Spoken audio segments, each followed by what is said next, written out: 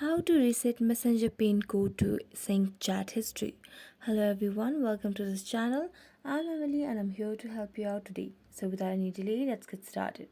First of all, make sure that your Messenger application is updated to its latest version so that you avoid any sort of glitches.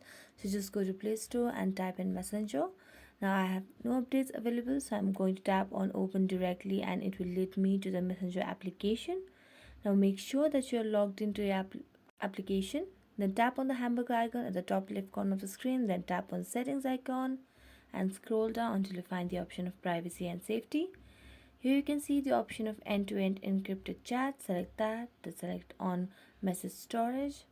Here you can see the option of reset pin. So just tap on that. Now after typing that, you can create a pin and you can reset your Messenger pin code to sync the chat history. So thank you so much for watching this video. If you enjoyed it, don't forget to like, subscribe and hit the bell notification for more updates. That's it for today and see you next time.